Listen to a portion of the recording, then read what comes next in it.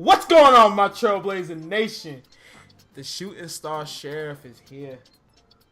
And we are here to talk about episode 13. Lucky number 13, right? Friday the 13th. I have to play that game. I haven't played it yet. Of My Hero Academia of Season 2.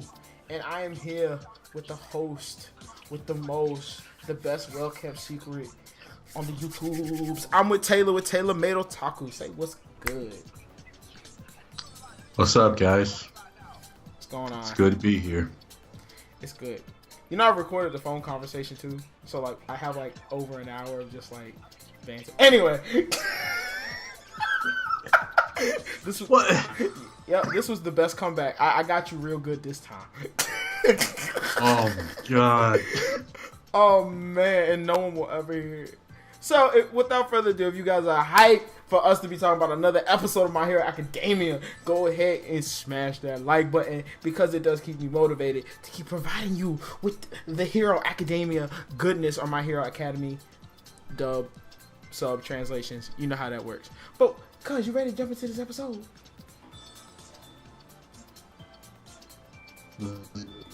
Yeah, man.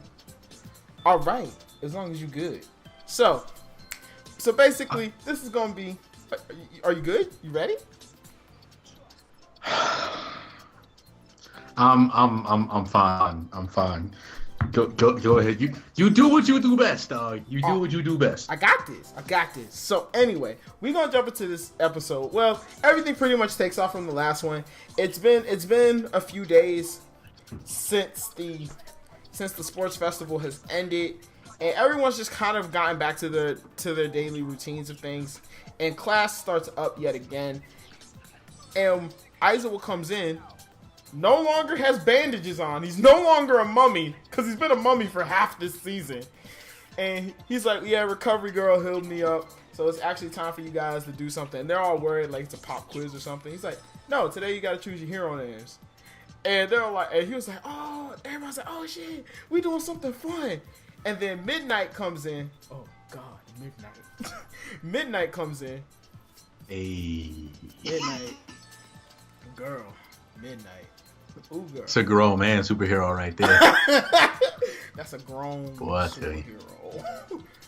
Oh, man. Hashtag Midnight in the comment section. Anyway. What? You know what's going to happen. But anyway. Midnight is actually like, all right, we're going to help you guys pick your hero names, and pretty much the first half of the episode is kind of them going through and picking their hero names out. Some of them get hero names. It's kind of funny because like the pink girl, she was like, I want to be Alien Queen, and they literally make a reference to Alien.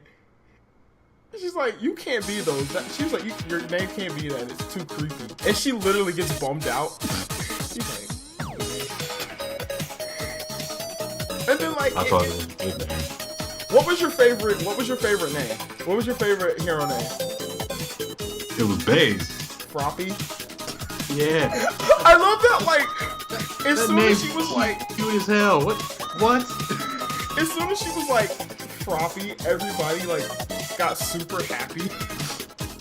It's such a good name. Adorable. We had, Froppy, my second son, not Izuku, for those guys who are longtime watchers of every episode so far. Izuku is my first son, but my second born son is Tokoyami. Tokoyami's hero name was pretty dope. Tsukuyomi. Okay, yeah. First off, Tsukuyomi. I was like, alright, this is kind of awesome type shit. But I accept it anyway. Hey, I like the name. Tsukuyomi was really cool because he's a dark character, and his quirk works at night, or it's a lot stronger at night. So, not to mention, he's basically Batman / Birdman. Thank you. Of this season. So, you know, everyone's going through their names. Urika is Gravity, which is like a combination of like her name and like gravity.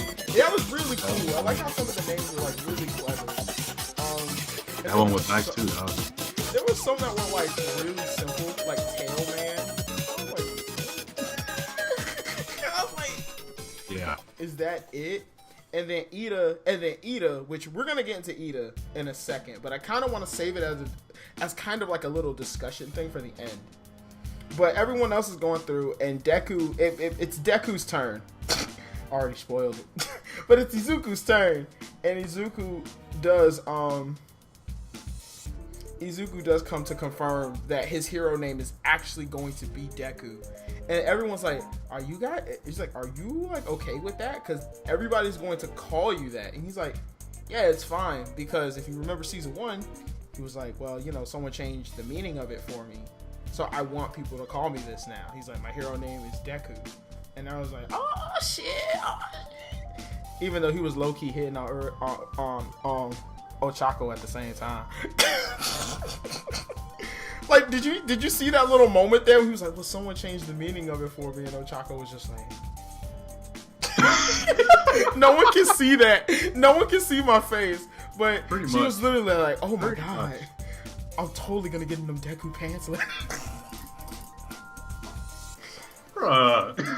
Just saying, she was thinking it. We were all thinking it. Probably. So everyone kind of gets their hero names decided, and then it's pretty much at that point forward. Everyone's kind of gearing up, because also at the same time, Aizawa, which is their homeroom teacher, has also given them all papers, because they're all getting, after their performance at the sports festival, they're also going to be assigned to work with pro heroes at agencies now, which is, it's kind of cool that that's like a thing. So like heroes work at like agencies, so there's like different agencies, I guess, different heroes work at and stuff like that. So everyone's just kind of like using like what they did in the sports festival is like, okay, this is where I need to improve, so I want to go work at this agency versus that agency. So everyone's kind of getting fired up. And everyone's pretty much gearing up to kind of pick where they want to go. So, and All Might has the weirdest way of grabbing Deku's attention. He's like, I'm coming down the hallway in the weirdest way possible. And he's like, I need to talk to you. So, and it actually goes into Izuku actually getting a recommendation from All Might's teacher. So, which is really cool, but All Might is actually scared of him. So, I worry for my son. But and it's pretty much everybody gearing up and getting ready to train with these people, at these varying agencies and stuff like that. Which leads off with Deku finding an old man with blood on the floor and thinking he was dead, but he was actually alive, which caps off that episode.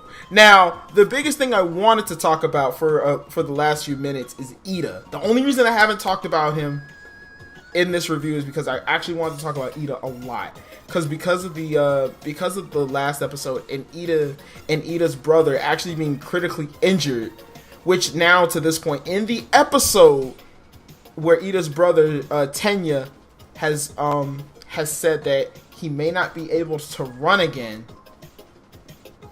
Ida was definitely acting really weird this episode, and it seems like from the last scene in that episode, Ida seemed like he had some vengeance going on his face. Like he doesn't seem like himself. So I want to open up the floor for a quick 2-minute discussion, and I'm gonna talk about what I feel. I feel like Ida is out for revenge. I think he's working at his brother's agency so he can figure out to get more information on Stain, because I think he's going to try and take Stain down himself. I don't know. That's what I feel. Because that's kind of what it's setting up for. I hope not, though. Because, Stain's killed so many heroes before, as it was stated on the news in this episode. But, I don't know, cuz, what do you feel about Ida this episode? Because he was definitely the odd character this episode around. I feel like he's about to go try to find homie and throw some hands.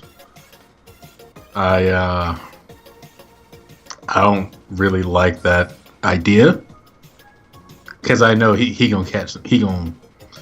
Okay, first of all, I didn't get a chance to say this like 2 episodes ago, but I'm glad his brother's alive because I thought he was dead. I'm happy he's alive. It sucks that he won't be able to run anymore, which is why Ida didn't want to take his name, so he just used like his real name. And but yeah, I feel like he's got this darkness in his heart, bro. Like you can't just it. Ida's like a writer, dog. He's from the hood, dog. You take out one of his, he come back twice as strong, but he ain't equipped for this fight. He ain't equipped for this fight. He should have got a whole bunch of backup and jumped him like a real dude. But you know, hey, he trying to go 1-on-1, so that's commendable. I don't know though. My thing with Ida is, even though Ida might be fueled by maybe emotion and rage right now, Ida's still a logical thinker. Not unless he's not thinking logically right now, because you know it is family that's involved. So, I mean, first off, he has to get information about his whereabouts, which nobody even knows where this Stain guy is at. So, how is he even gonna find? You know what I mean? Like, how do you even? Like, I don't even know how he's gonna even get information. So he might try to get like witnesses and stuff like that. See if he left like DNA somewhere to see if he can track him down that way. I don't know. Probably. And it's gonna be really weird. It's gonna be really crazy. I am really worried. I am really worried about Ida as a character, because like he's because up until this point he's been such like he follows the rules, and he's such a by the book type of character. So I feel like Ida's gonna be going like against his own moral code now, because it's family related. So I feel like he's gonna start breaking some rules to get what he wants. Which it's gonna be interesting to see like an angrier side of Ida, but it's gonna be really interesting to see how this is gonna develop as far as the second half of this show is gonna play out. So I'm super excited. I'm excited for the second half of the Stain. I'm calling it the Stain arc right now. So I'm super excited. Next week, Bakugo was Explosion King Murder Demon. Totally forgot that. And the teacher said no. And the teacher said no. And then Bakugo was salty. End of story. But next week, Deku is training. Is gonna be training with All Might's mentor, and everyone's gonna be starting to train and be in these start this like whole interning thing and learning from pro heroes out in the field, which is gonna definitely be exciting. Let me know what your favorite part of the episode was. Definitely also in the comment section below, let me know, what do you think about Ida so far as a character. Do you like this different change in his attitude? Do you not like it? And how do you think it's going to go from here? I would definitely want to know that as well. Cuz, did you have a favorite part of the episode? The flashback with Midoriya when he was a little kid, a little baby, and he was dressed up in an All Might pajamas, and him and his mom were going over the hero names. I thought that was like the cutest thing ever. You know what? This is the first. I think this is probably the first time where me and you have the same favorite moment. It was adorable. I could not be like, this is my favorite part. Can't argue that one. It was adorable. It was so cute. God, I really love that kid. That boy is such a child. I swear I claim him as my son. But anyway, we're gonna leave it off here. Like I said, definitely go check out TaylorMade Otaku. He has some cool anime unboxings, and he just finished up Alice to Zoroku, which is gonna be coming out soon, right?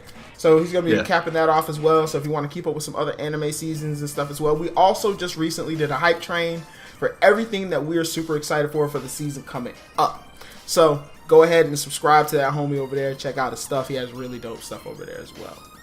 But as always, me and him are going to hop up out of here, and we will see you guys next week when people start training their bodies.